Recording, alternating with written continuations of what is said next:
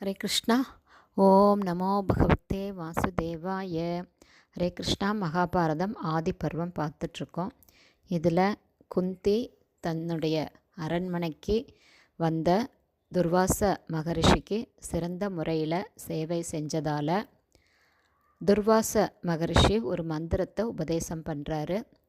இந்த மந்திரத்தை சொல்லி எந்த தேவதையை நீ நினைக்கிறையோ அந்த தேவதையின் மூலமாக அவங்களுடைய அம்சமாக உனக்கு பிள்ளைகள் பிறப்பார்கள் அப்படின்னு அவர் வரம் கொடுக்குறாரு.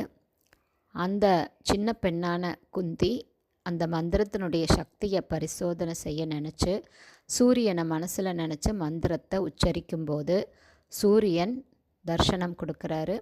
அவருடைய அம்சமாக குந்திக்கு ஒரு குழந்தை கிடைக்கிது. அந்த குழந்தை தான் கர்ணன்.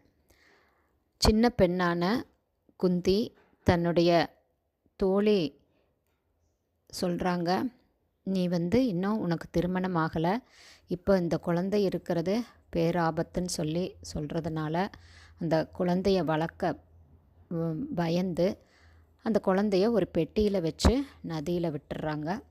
அதுக்கப்புறம் குந்தி தேவி சுயம்வரத்தில் பாண்டுவை திருமணம் செய்கிறாங்க. அதுக்கப்புறம் பீஷ்மர் பாண்டுவுக்கு மற்ற தேசத்து அரசனின் சகோதரியான மாத்ரியையும் விவாகம் செஞ்சு வைக்கிறாரு. 2 மனைவிகளோட மிகச்சிறந்த முறையில் ராஜ்ய பரிபாலனம் செஞ்சுட்டு வந்த பாண்டு மகாராஜா ஒரு முறை வேட்டையாட வனத்துக்கு போகிறாரு. அந்த சமயத்தில் குந்தியும் மாத்ரியும் கூட போகிறாங்க.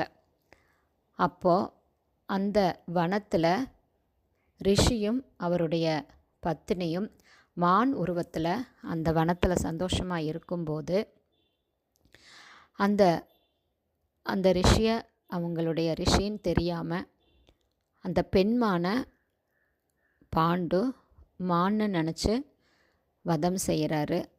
அப்போது தன்னுடைய மனைவியை பறி கொடுத்த அந்த ரிஷி, நீ உன்னோட மனைவியோடு சேர்ந்தா இறக்க நேரிடும், அப்படி உன் கூட சேரக்கூடிய மனைவி உன்னை பின்தொடர்ந்து அவளும் இறந்து போவா அப்படிங்கிற சாபத்தை கொடுக்குறாரு. ரிஷிக்கு தெரியாமல் இழைத்த தவறை நினச்சி வருந்திய பாண்டு மகாராஜா பற்றில்லாமல் வாழ முடிவு செய்கிறாரு. பாண்டு மகாராஜாவும் அவருடைய 2 மனைவிகளான குந்தியும் மாத்ரியும் வானப்பிரஸ்தம் அப்படிங்கிற வன வாழ்க்கையை மேற்கொண்டு வனத்தில் வாசம் செஞ்சிட்ருந்தாங்க. ஹரே கிருஷ்ணா. இதோட தொடர்ச்சியை நாளைக்கு பார்க்கலாம். ஹரி போல்.